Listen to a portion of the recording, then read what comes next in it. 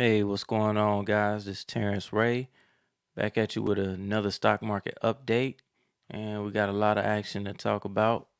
Right now, if you're looking at the screen, the VIX is up uh, 18%, so that's letting you know we're rocking and rolling today. The S&P futures right now actually have battled back. They were down almost, I want to say, 1%. They battled back to they're just down like 24 handles, but the market's been bouncing around. The market has been real volatile. The Nasdaq is basically flat. It's turned green on the day. The Dow futures are down. The Russell futures are down almost 2%. Now, with the bonds, 2-year, 10-year, 30-year are all up. They all got a bid on them, and gold is beasting to the upside. Gold is up almost 2.5%, and oil is down 2.5%. This is the perfect type of volatility for trading, right? If you're not a trader, then you're not having fun today. If you don't trade, you just got money in the market invested, and you looking at your portfolio, you're probably not having fun today. But the thing about it is, so I'm not gonna rehash a lot of if you've been listening to CNBC, or you've been listening to Fox Business or any news. Basically, you already know that that we had a couple banks go under. Now I'll try to give like a brief synopsis, like something real quick, make it easy for the average person to understand. I've been talking about bonds and yields for the past, I don't know, few weeks or so. If you check back some of my older videos, I've been talking about it. And so basically, to make it easy, these banks got caught in that trade. They got caught in the yield curve trade, and they SVB in particular, I think that's what's the ticker symbol? I think it's been halted. You can't trade it now, and I think it's been taken over, but I think I can pull it up just to look at it. So this particular stock right here, SVB financial group, Silicon Valley banking or whatever. Basically, they were buying bonds. So they purchased bonds that matured at a later date. And I believe when you do that, you purchase it at a discounted rate. And what ends up happening is you hold it to its mature date, and then you can cash it in. So what was happening is basically I'm gonna pull up a chart of the bonds, and I'm gonna look at let's go out. Let's just look at the past 2 years. All right, look at this. Look at this. Now I'm looking at the TLT just to give you you can see that the bonds have been going down. So if you bought something and you're holding it and it's going down, and it continued to go down, and so they never did anything about it. That's in essence that's what happened, and they didn't have to. I think the term is reference mark. What they have to, I think it's market to market, or they have to mark the market or something like that. Like they basically weren't.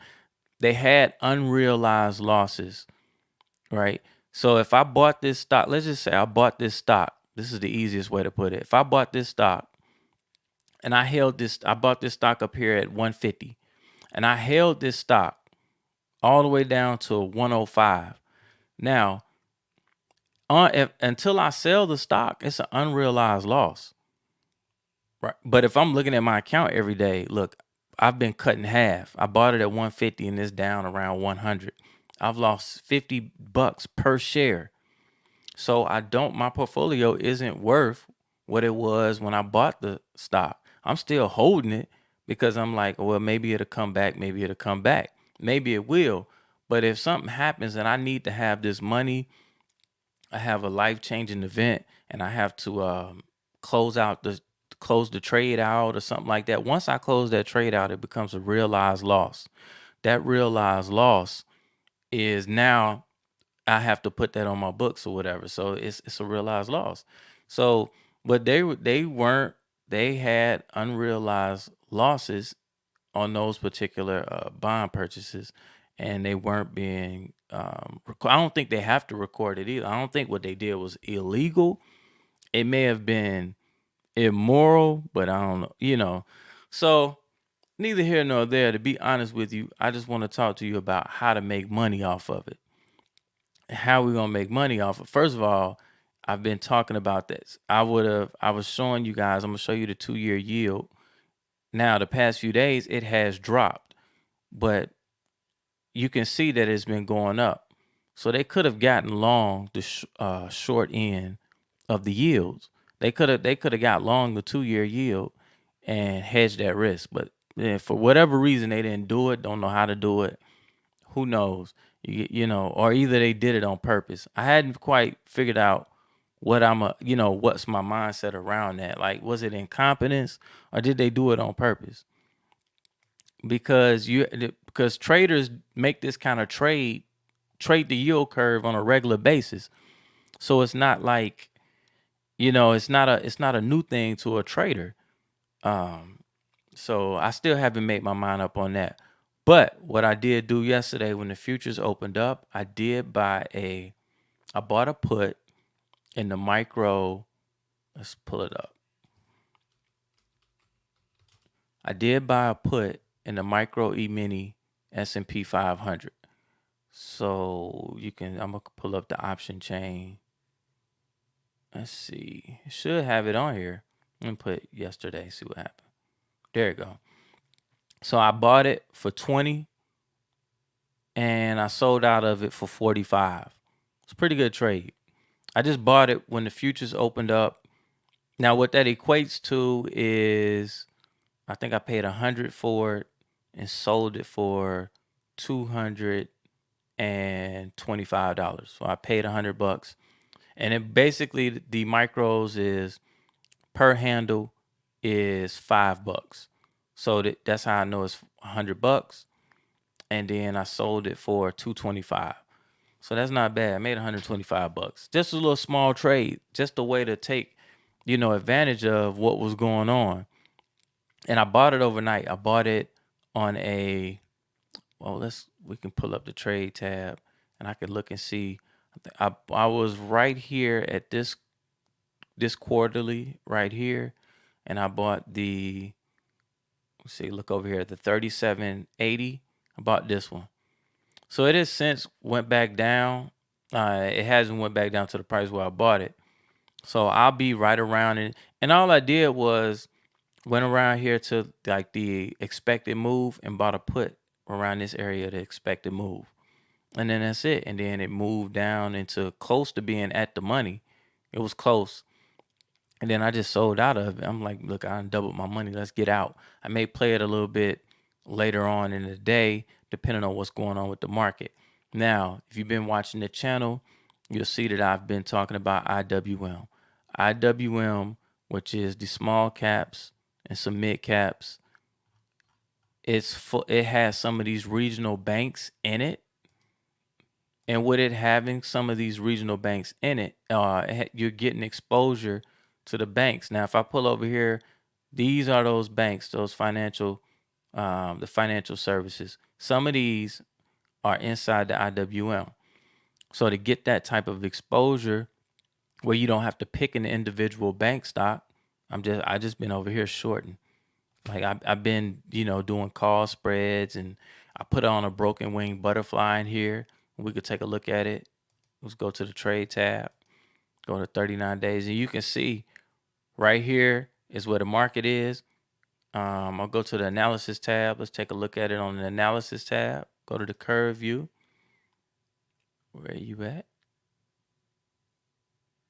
Here we go. You can see here's the market right here where the little flag is. And you see, you want it to stay within this green zone. So I'm in profit. Now, what do I wanted to do? I wanted to stay in this range as time goes by. And I can make more money as it stays within this range as time goes by. And I can hold it. I don't want it to bounce back up. So the market can continue to do what it's doing. It can stay where it's at over time, and I'll continue to make money on it. And that's basically all it is. I go over it again. You can watch the last video where I went over it, and I just need the market to stay within this area. And I was using technical analysis to do that. You can see on the awesome oscillator line right here that it's continuing to go down, and it's accelerating on the downside. So as long as I see that, I don't care what they say on TV. This issue is not resolved because the market is not telling me that the issue is resolved. No matter what they say, look at what the market is telling you. The market is telling us like, hey, even if it bounces, it's so much momentum to the downside. I doubt very seriously now it could. I doubt very seriously it just bounces and just takes off to the other side. Right? It's possible because the bonds have did that. The bonds definitely has done that. But the thing about this type of volatility, right? You can see, look at the bonds. This is the 10-year note. The thing about this type of volatility, yeah, I still think it's dangerous to the market. Like these type of moves don't happen, or they shouldn't be happening in the bond market. This right here will wipe traders out. Just this. Because if you got banks that are in the bond market and they're trading in the bond market and they are over levered, let's say you had somebody who was shorting the bonds and you got this type of acceleration, and that could affect them. So what happens is it causes systemic risk in our markets overall. But the key to it, well, like with me being in this trade at IWM, right? Even if I got the direction wrong, let's just say something happens and boom, and it spikes up and it's all the way up here and it blows me out of the trade. I didn't risk a whole lot of my account. So I just, okay, I suck it up and take the loss and move on to the next trade. Those are the things that these banks should be doing. See, we've had years of 0% interest rate. So you've been able to see people come on TV. You see people, traders post these insane gains. You've seen people become millionaires, 100,000aires overnight or over weeks, and then they make a YouTube video. You think that it's that easy. No, the market has been accommodative to those type of things. These people are not brilliant at what they're doing. The market has been accommodative. Now you're seeing who knows what they're doing. Because when the market does these types of things and you trade large, you're too big, you will blow your account. You will fail. You will crash your bank. You will blow up your hedge fund because you're too large. If you trade small, it doesn't have, you just take a loss and you move on. You move on to the next trade. But these guys aren't doing this. And hopefully, there'll be some investigation into, you know, um, it's borderline negligence. Like these just were, yeah. I don't see how it happens. To be honest with you, even if you take a loss, as long as you're not too big, then you'll be fine. So, I also want to go hit IWM, right? Another stock that I put on here for you guys to keep your eyes on IAT. This is the regional banks ETF. Look at this. Keep your eye on this. This is one to watch. I'm not telling you how to trade it. I'm just saying watch it, right? Look at the volume. You can see the volume in the background right here. The volume is insane right now. Caterpillar. I've been talking about Caterpillar. I don't think that the Caterpillar is done with its down move. I got the next level for here on Caterpillar right around 215, and now it's at 223. So we still got 8 more bucks to run to the downside on Caterpillar. But we could get a little bounce, but I'm still bearish on Caterpillar, Netflix. Now I don't have trades on when I say bearish. I'm just saying where I think that targets. Netflix is at the target. Look, it said I made a post on Twitter and shared a chart. I said target was 290. So look at it right here at 292 right now currently, but it already hit down there and now it's holding as support. Okay, now will it hold here? I'm not sure. I got other levels to it, but if I was short Netflix right now, I'd probably take profit. Try to see if we get a pullback up into here somewhere and then short it again. I short the crap out of it again. Matter of fact, if I can get a pullback up into maybe around 320, 315, I'll lay out some more. I'll lay out a short on Netflix. And I will post that to any subscribers who subscribe to my channel. Hit the join button. So you subscribe, just to support the channel. But if you hit the join button, then the people that have joined, I share like trades when I do them like real time. I post them out to the community. Also, let's see, did I show Caterpillar already? Can't remember. Yeah, I talked about Caterpillar already. Talked about Netflix. Got IWM on the short list. If I find any other ones that I have high conviction in, those three right there, I've had high conviction in, and I'm not 100% sold on this bond move. Right? Let's see. Let's see if it gets up right up around this area up in here, which is it. Now it's fractions on these notes, which I don't know why they hadn't changed that yet. But I'm not 100% sold on it, but we'll see. I'm gonna stay out of the bond market though. To be honest with you, it is really volatile right now. Got a 80 on the IVR, so there are easier things to trade in my opinion.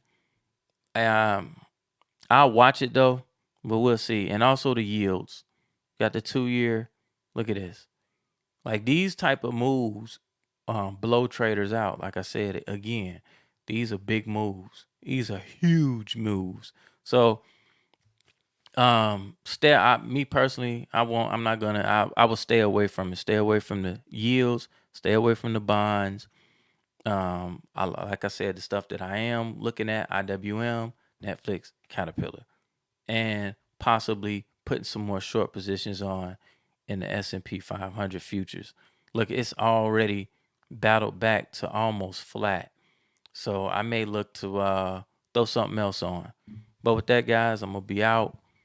Keep your trade small, where you can accept. If you're fine with 100% of your risk on your trade, that's a good place to be. Because then like, I'm all right. If I lose the trade, fine, and that's where you want to be. With that, I'm out. Peace.